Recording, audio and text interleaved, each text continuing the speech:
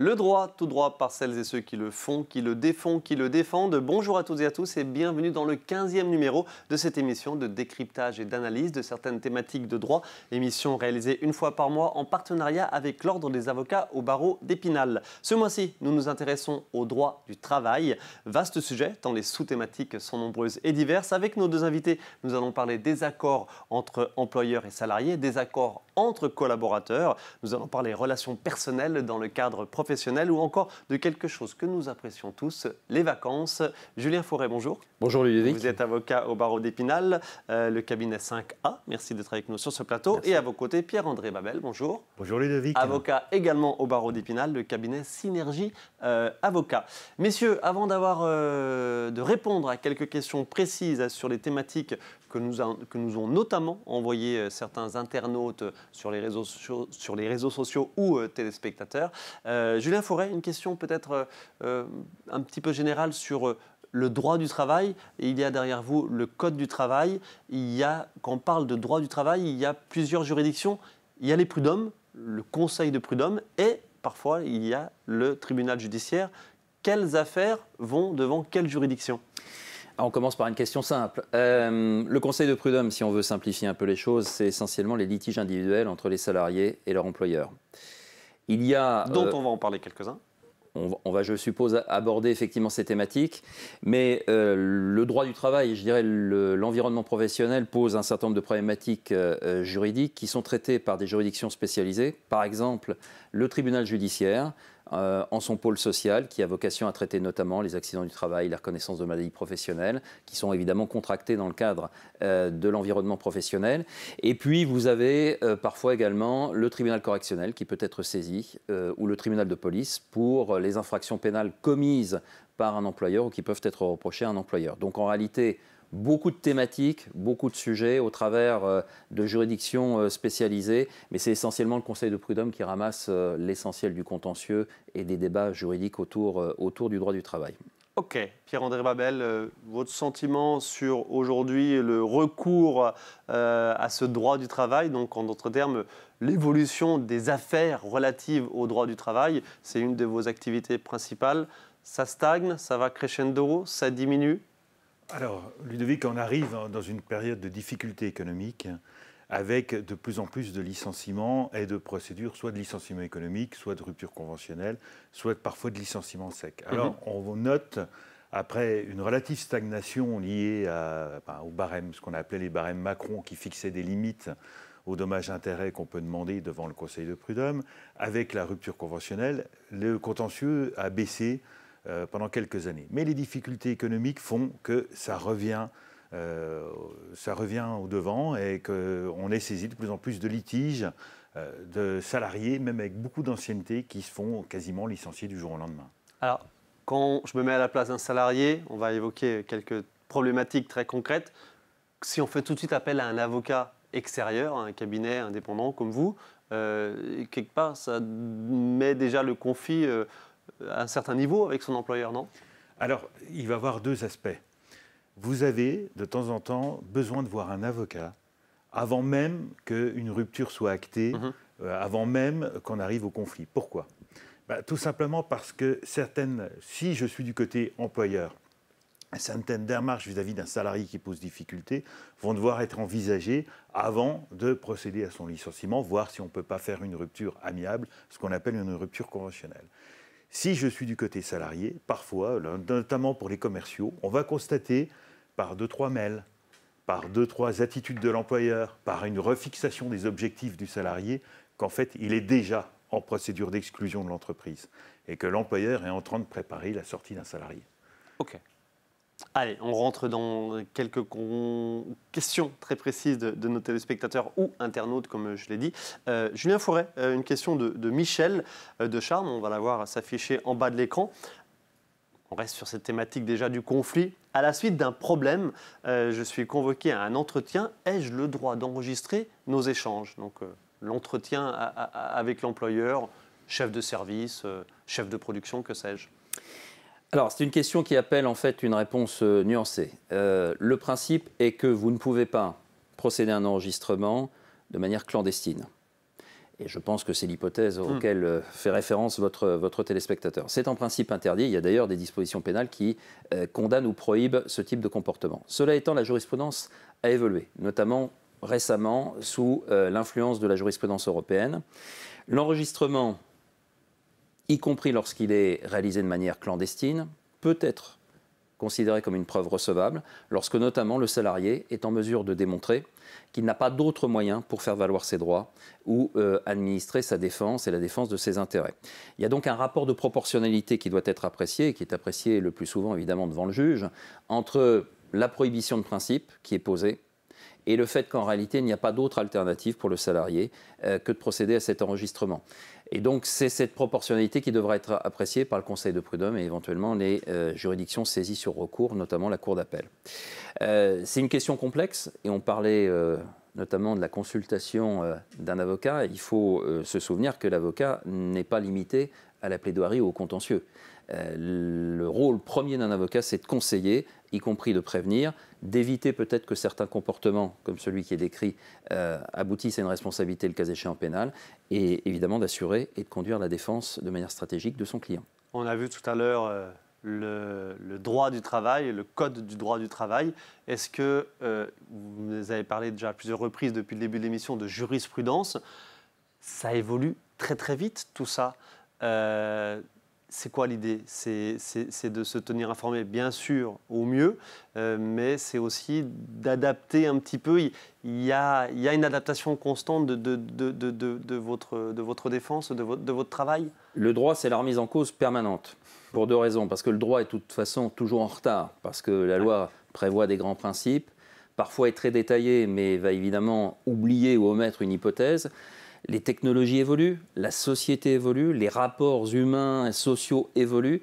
Donc la jurisprudence est là pour finalement interpréter la loi. Contrairement à ce qu'on nous explique, la jurisprudence ne crée pas la loi. Elle l'interprète ou elle apporte un éclairage.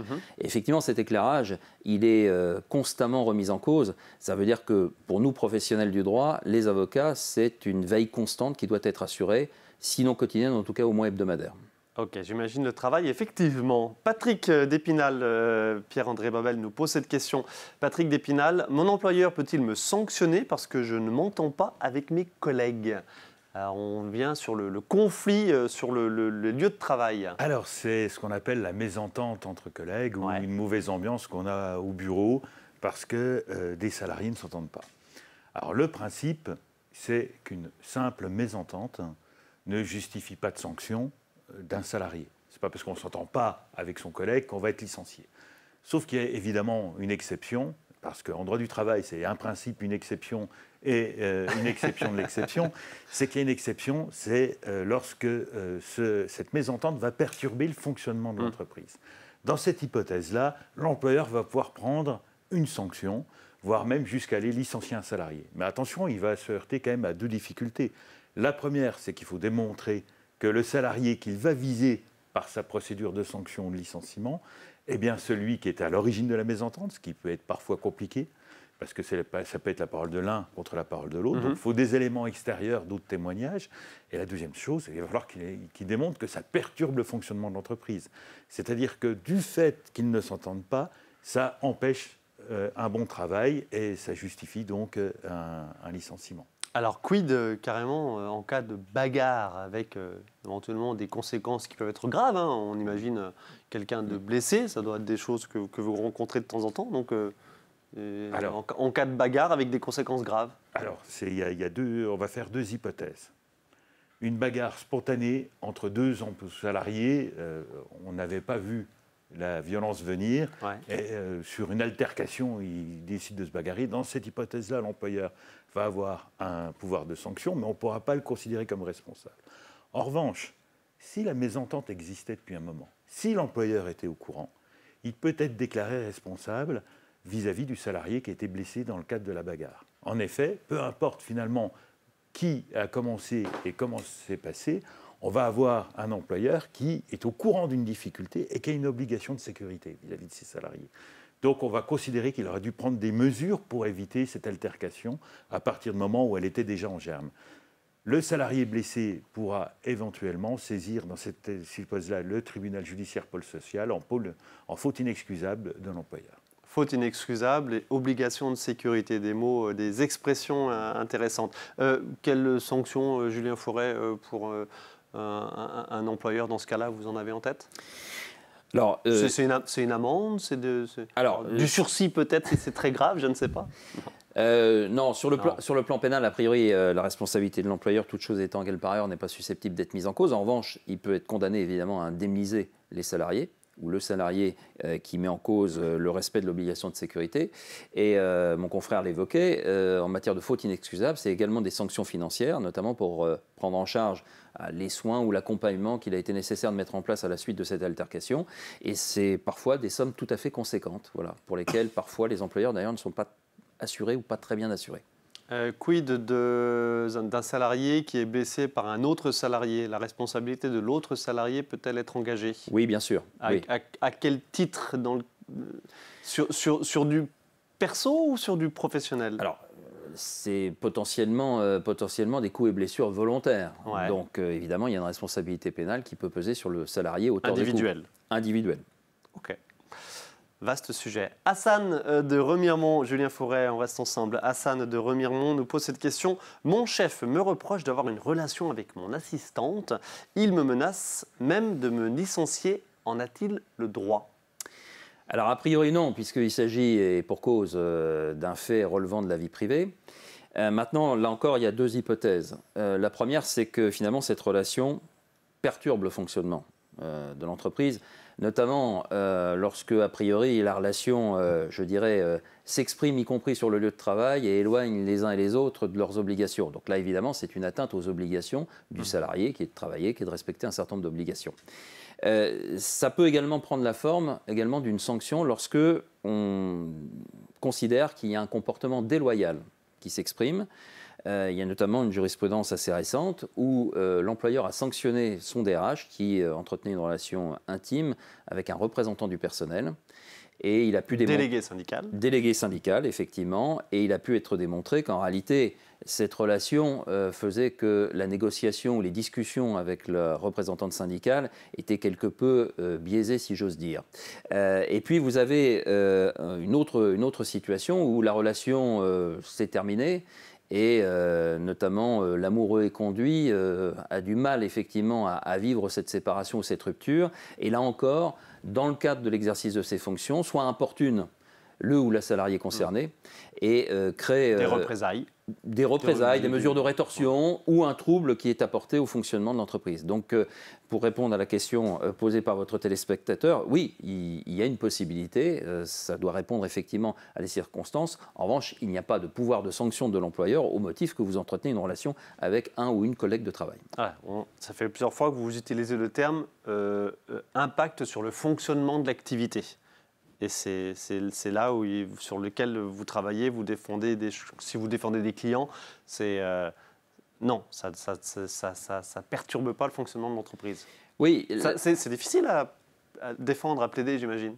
Alors, c'est difficile, c'est souvent difficile pour l'employeur qui, effectivement, va se placer sur ce terrain-là. Ouais. Et d'ailleurs, l'employeur a plutôt intérêt à ne pas se focaliser sur cette relation, mais plutôt à isoler des comportements qui portent atteinte en soi aux obligations dont le salarié est débiteur, dont le salarié doit répondre. Effectivement, le salarié qui passe 1 heure à la machine à café parce qu'effectivement, il fréquente ça ou sa compagne ou ça ou son compagnon amoureux, forcément, il porte atteinte à une obligation essentielle qui est de travailler sur le lieu de travail. Donc, effectivement, c'est plutôt sur ce terrain-là qu'il faudra se placer. Mais là encore, les circonstances sont souvent assez complexes, évidemment assez entremêlées au sens propre comme au sens figuré du terme. Et à partir de là, effectivement, c'est le rôle d'un professionnel de droit, qu'il soit saisi par un salarié ou par un employeur, précisément de détricoter les éléments factuels et de pouvoir les qualifier juridiquement et les exploiter au mieux. Qui dit relations personnelles, parfois dans le monde du travail, il peut y avoir des relations personnelles un petit peu subies. On va parler de harcèlement tout rapidement, c'est un vaste sujet également. Pierre-André Babel, que dit grosso modo le Code du travail, le droit du travail en matière de harcèlement? Alors, compliqué, j'imagine, en quelques secondes, mais allez-y. Non. En fait, il y a des règles qui sont relativement simples. C'est-à-dire qu'un salarié qui est victime de harcèlement, qu'il soit moral ou sexuel, ne peut pas être sanctionné ou licencié pour non seulement avoir dénoncé ces faits, mais en plus les avoir subis. À partir de ce moment-là, la règle, elle est relativement claire. Un employeur qui va harceler un salarié, sous quelle forme que ce soit, risque d'être sanctionné pénalement et devant les conseils de prud'homme également. Un autre salarié qui harcèle un de ses collègues, parce que ça peut être un subordonné comme quelqu'un de même niveau, et on a même vu des harcèlements de salariés vers un supérieur hiérarchique, risque de se faire licencier pour ces faits-là. Donc généralement, ce qu'il faut faire, si vous avez des représentants du personnel, vous allez avertir les représentants du personnel afin qu'ils mettent en place une enquête. Vous allez avertir votre employeur qui, à partir de ce moment-là, doit prendre un certain nombre de mesures pour préserver les salariés de ce genre de circonstances. De nouveau, pardon, question un petit peu difficile, mais comment vous abordez-vous la chose pour défendre quelqu'un qui est harcelé, avec quels éléments, quelles difficultés? Là aussi, la jurisprudence, en ce moment, j'imagine, Oui. a un rôle indéniable à jouer. Alors, en matière de harcèlement, il y a des règles de preuve devant les conseillers prud'homaux qui sont très particulières.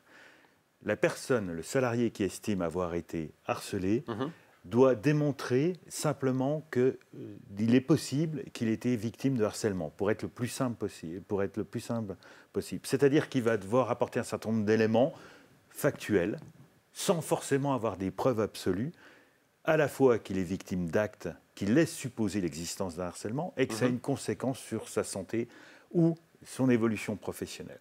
L'employeur, le conseiller de prud'homme reçoit ces éléments et s'il les estime fondés, va demander à l'employeur cette fois-ci de prouver qu'il n'y avait pas de harcèlement, qu'il soit moral ou sexuel. C'est-à-dire, je dois apporter un certain nombre d'éléments qui laissent supposer l'existence d'un harcèlement lorsque je suis salarié.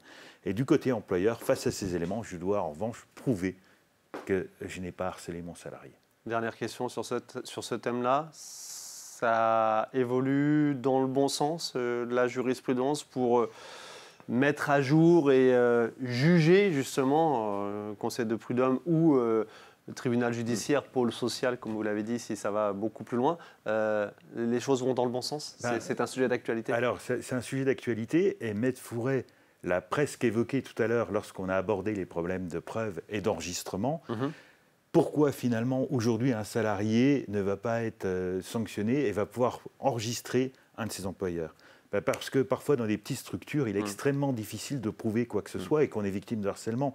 Et certains salariés n'auront pas d'autre choix que d'enregistrer un entretien avec un employeur pour démontrer justement qu'ils sont victimes. Et donc se mettre dans l'illégalité, mais quelque part c'est une illégalité qui est au final reconnue, selon la gravité des faits, bien évidemment. Il faut que ce soit proportionné, et qu'on n'ait pas d'autres moyens que de prouver ce dont on est victime. On aurait pas mal d'autres choses à dire. Autre sujet d'actualité, notamment avec des drames récemment, c'est justement Frédéric qui nous en parle, Frédéric d'Épinal. Mon permis de conduire a été suspendu en raison d'un contrôle d'alcoolémie positif. Mon employeur peut-il, de nouveau ce terme, me sanctionner? Julien Fouret, par rapport au contrôle d'alcoolémie sur le lieu du travail. Alors, si c'est sur le lieu du travail ou à l'occasion de l'exercice des fonctions, il y a effectivement la possibilité pour l'employeur de sanctionner. Quelle sanction précise? Alors la sanction, en fait, il y a une échelle des sanctions qui vont de l'avertissement jusqu'au licenciement pour faute grave, voire pour faute lourde. Okay. Bon. La faute lourde par rapport à la faute grave, la faute lourde oblige, ou en tout cas potentiellement permet à l'employeur de solliciter une indemnisation de son salarié au titre du préjudice qu'il a subi ou supporté compte tenu du comportement fautif de son salarié. Que l'activité de l'entreprise a subi. Voilà, tout à fait. Donc, si c'est à l'occasion, effectivement, de l'exercice des fonctions, il y a une possibilité de sanction. Maintenant, on peut avoir une autre hypothèse, un permis qui est suspendu à la suite d'un contrôle d'alcoolémie réalisé, par exemple, un week-end, ou en tout cas en dehors du temps de travail. L'employeur ne peut pas directement sanctionner ces faits.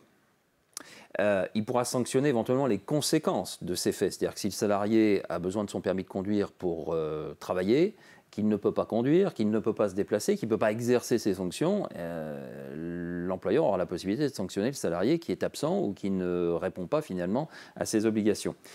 Il peut, dans certaines conditions, éventuellement considérer qu'il y a un trouble objectif, toujours cette notion d'atteinte à l'activité de l'entreprise, mais c'est beaucoup plus difficile et beaucoup plus restrictif en jurisprudence. Donc finalement, deux hypothèses.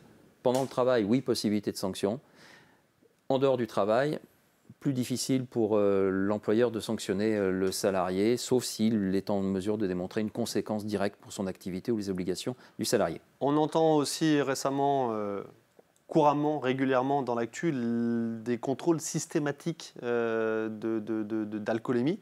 Ça, c'est le cas, ça dépend des métiers. J'imagine les chauffeurs routiers, les chauffeurs de bus, avec parfois des conséquences et des affaires graves récemment. C'est au cas par cas. Alors oui, c'est au cas par cas parce que, contrairement peut-être à une légende urbaine, mais la consommation d'alcool sur le lieu de travail n'est pas prohibée par le Code du travail. Ah, effectivement. Il y a même une vieille disposition qui autorise en fait un certain nombre de types d'alcool. Par exemple, le vin, la bière sont autorisés en tant que possibilité de consommation sur le lieu de travail. Alors évidemment, ça ne signifie pas qu'on doit être nécessairement systématiquement positif et en état d'ivresse sur son lieu de travail. Mais il n'y a pas de prohibition absolue. Ça, c'est la première chose. La deuxième chose, c'est que, bien évidemment, l'employeur a la possibilité, je parle bien de l'employeur, pas des services de police ou de gendarmerie, l'employeur a la possibilité d'organiser des contrôles d'alcoolémie. Mais d'une part, notamment, ça doit être inscrit dans le règlement intérieur, ça doit répondre à une procédure précise qui préserve les droits et la défense du salarié, notamment la possibilité de contester le résultat de l'alcoolémie, et ça ne peut pas s'appliquer de manière systématique à tous les emplois. D'accord. Il faut que les emplois présentent un certain nombre de caractéristiques. Vous citiez notamment les chauffeurs routiers ou les chauffeurs d'autobus, on voit très bien la problématique. Mais encore faut-il que ces emplois soient désignés notamment dans le règlement intérieur pour déterminer qu'ils peuvent être soumis à ce dépistage. Mais un employé de bureau n'a pas a priori, sauf si on démontre qu'il y a une atteinte potentielle à la sécurité, à être contrôlé systématiquement. Donc c'est quelque chose qui est possible pour un employeur, mais qui est strictement encadré, et la jurisprudence est très très vigilante sur ce sujet. Question très simple, très directe. Les pots de départ en fin de journée, le vendredi soir, est-ce que si ça tourne mal, la responsabilité de l'employeur, du chef d'entreprise peut être engagée ? Alors, très succinctement. Très succinctement, la jurisprudence est partagée. Mais on a pu, notamment au titre des juridictions pénales, avoir des responsabilités de l'employeur qui ont pu être engagées lorsque on a considéré qu'en fait ce pot de départ était organisé en prolongement du travail et non pas à l'initiative par exemple d'un collègue ou d'un groupe de salariés. Et l'employeur a pu être effectivement sanctionné et pénalement considéré comme coupable à partir du moment où il avait laissé finalement cette alcoolémie se développer avec des conséquences parfois dramatiques. Vaste sujet également. Pierre-André Babel, et ce sera la dernière question de cette émission. C'est Martine de Mirecourt qui nous parle justement de vacances. Martine de Mirecourt, mon employeur peut-il modifier mes dates de congé ou les fixer librement ? Ça, évidemment, on pense au fait de caler bien avant ses vacances, faire des réservations et en fait ne pas pouvoir honorer ses vacances et cette réservation parce que l'employeur, peut-être au dernier moment ou pas, a décidé de modifier tout cela. Alors, que dit le droit ? Le droit est relativement clair au sujet des congés. La fixation des congés, le principe, et c'est logique, c'est une discussion entre le salarié et l'employeur. Mais le dernier mot appartient à l'employeur. C'est-à-dire que si un salarié de son propre chef prend une réservation sans s'être assuré que son employeur lui accorderait la période de congé, il prend un risque. Il prend un risque parce ça que vaut pour tous les secteurs de travail, toutes les conventions ? Oui, en principe, ça va fonctionner comme cela. L'employeur peut-il modifier une date de congé qui a été acceptée ? En principe, oui, également. Mais il doit s'y prendre au moins un mois avant. Et dans cette hypothèse-là, il va modifier les congés. C'est sûr que là, ça peut créer quand même un conflit avec le salarié qui a bloqué des congés à ce moment-là et créer une difficulté. Est-ce que, je vais un petit peu plus loin, est-ce qu'il peut y avoir un recours de la part du salarié, où là on rentre évidemment dans une problématique de relation de salarié à cadre supérieur, mais Alors oui, évidemment, il y aurait un recours, mais ce serait extrêmement délicat. Il faudrait que le salarié réussisse à démontrer que la volonté de l'employeur, en lui sucrant ses congés, pour parler simplement, n'était pas dans l'intérêt de l'entreprise. C'est-à-dire qu'on pourrait... Juste pour l'embêter, quoi. Voilà, Ouais. c'est simplement, je suis en conflit avec le salarié.